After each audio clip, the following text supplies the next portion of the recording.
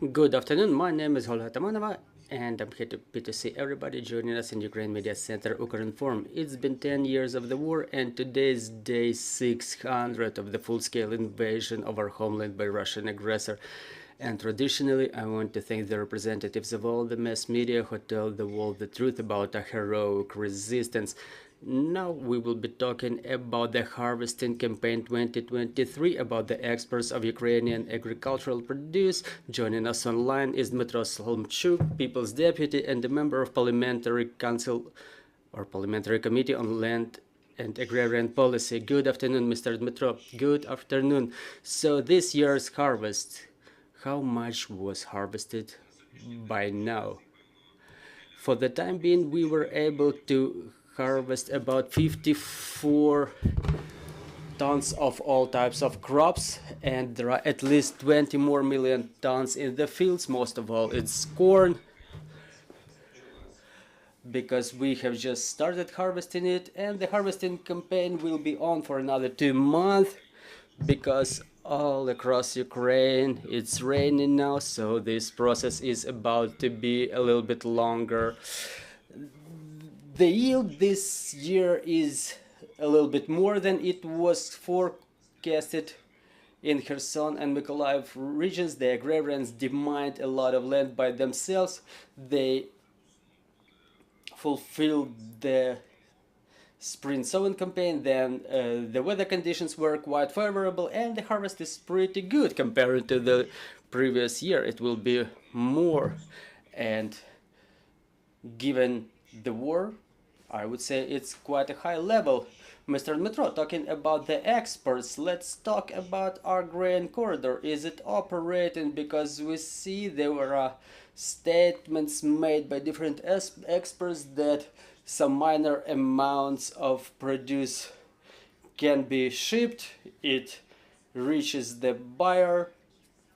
So what is the situation over there? To what extent this process covers our export needs? Well, the Ukrainian corridor within our 12-mile zone, it operates in a little bit complicated manner, but thanks to our security and defense forces, it does operate. And starting from the middle of September, more than 25 ships arrived at the port to be loaded, using which we were able to supply about 1 million tons. Unfortunately, it's still a low amount, but it's only the beginning of Ukrainian corridor that operates without any agreements with the countries which keep shelling us, because we see that the agreements that were entered into between United Nations and Russia unfortunately do not work. Russia does everything to destroy our agricultural sector. The situation is extremely difficult in terms of sale of products, because the logistics is either non-existent or very costly. This is why the agrarians have to set very low prices for their produce, specifically in Zaporizhia, Sumy, Kherson, Mykolaiv, Kharkiv regions, all the deoccupied territories. It's very difficult to export their products from there. The prices are just so low that even after the sale of products by the agrarians, the profits don't cover the expenses. Well, Mr. Dmytro, talking about the riverways, were we able to intensify the export through riverways? Unfortunately, we were not able to expand our export through Danube due to shellings. It's still there, it's in place, however, at a little bit lower level than it used to be during the period when there were no shellings and missile strikes on the ports with destruction of port infrastructure. Well, we wait for the new air defense systems. They were promised to us. They should be coming to ensure the security of the region, and after that we will be able to expand the export capabilities through river waterways. Mr. Dmytro, we know that within the last couple of months the occupier inflicts more strikes on Odessa specifically, and it's no secret to anybody that they try to target our grain silos there. So by the time being, do we understand the amount of losses inflicted by the aggressor? Well, if we calculate all the losses, I don't even know how to do it. Probably there are no enough digits in the calculator. I think it's at least 30-40 billion dollars. Those are the very rough figures, but they are very difficult to calculate given the mining of hundreds of thousands of hectares of land and destroyed material and storage facilities, the destroyed harvest that was supposed to be harvested and exported, so under-received profits, destruction of environment, the lands. Hundreds of thousands of hectares will require very long environmental renewal. So again, it's very difficult to calculate. Again, it will depend on the way those lands will be renewed. Everything will be reconstructed, and only after the thorough calculations we will be able to produce the final amount. But in my humble opinion, it's at least 30-40 billion dollars. Well, we understand that export of our agricultural product doesn't happen in a way that we would like. Another challenge for our agrarians will be the storage of the products they've harvested. So are we ready for that? And if so, to what extent? Well, in a couple of weeks, if export is not arranged properly, we will run out of storage facilities, again depending on the regions. In some regions there are full elevators. We understand that they will be loaded within the 2 to 3 weeks, but there are some storages where infrastructure is destroyed and there is no really place to store.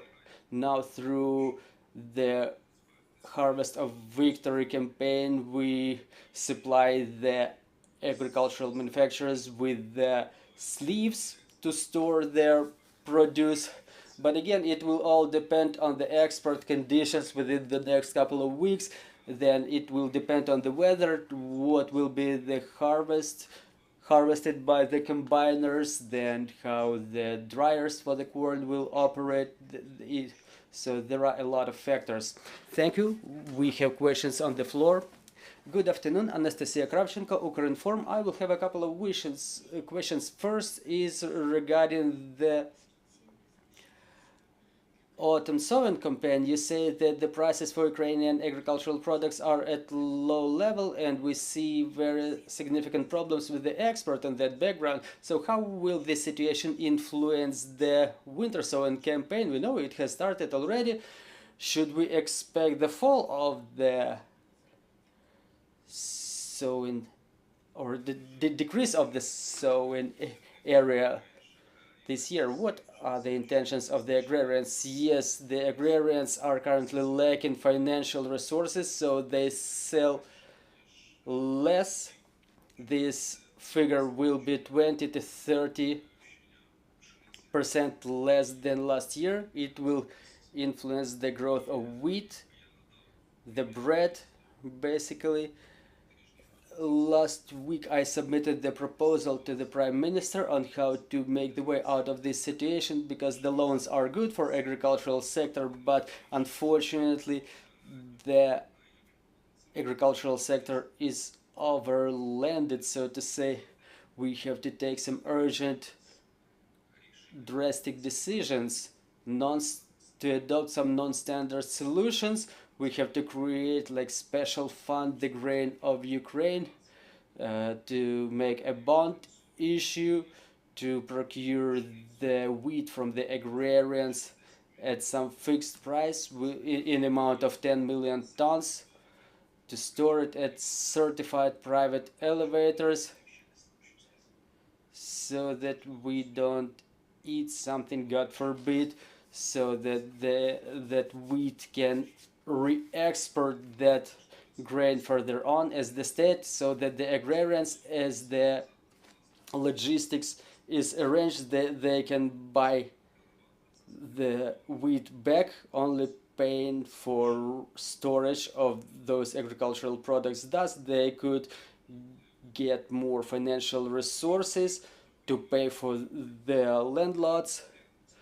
I mean, for the rent of the land lots, because in many regions they cannot cover even those expenses, so they can get profit to maintain their material, to procure fertilizers and sowing material for the next season. And I'm having another question about the exports to the European Union. We know all this situation when there was a ban of Ukrainian imports. I mean, the ban of some types of agricultural products were banned to be imported to 5 of our neighbors. So is the export already in place under these special conditions? Here we started shipping just at least a little bit of our agricultural products to those countries, or the negotiations are still underway? The export is still going on. I mean, there are transit shipments through the territory of our neighbors, not in the amounts that was existing before, because it takes a lot of time to export it through the border. If we export it through motorways, also the railway cars are being inspected very thoroughly, and now the amount of export is at least twice as small as it could be. And so far it's not safe to say that there are any shipments going on to those countries. Mr. Dmytro, talking about the cost of agricultural products this year, how will all those processes influence the global prices, and what are expectations with regard to our internal market? Well, we already observed that recently in the global markets the price of wheat is growing.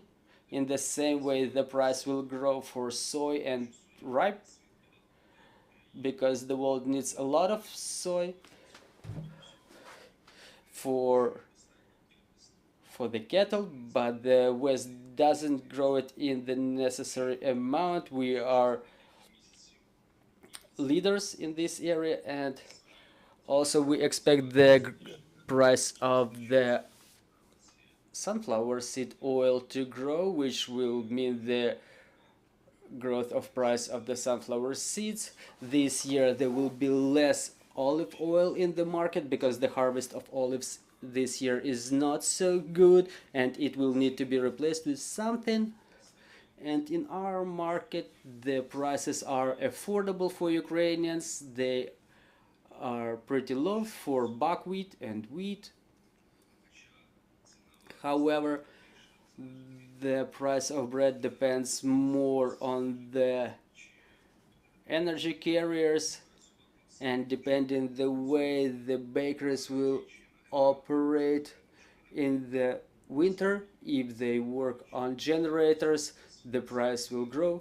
Also, the vegetable prices have fallen significantly, but the forecast for the vegetable prices for the next spring, even regardless of the fact that 15 vegetable silos were built in Ukraine this year, I think in April or May we will be seeing the price for the vegetables grow, until there will be the new harvest coming to the market. Thank you very much for joining our broadcast. Thank you for finding time. Dear colleagues, I'm reminding you joining us was Dmytro Solomchuk, the People's Deputy and the member of Parliamentary Committee on Agrarian and Land Policy. And our next briefing will be at 1400. We will be talking about the parliamentary elections in Poland. We will be talking about the results and how those results influence our country. So stay tuned. Let's continue working for our victory. Glory to Ukraine.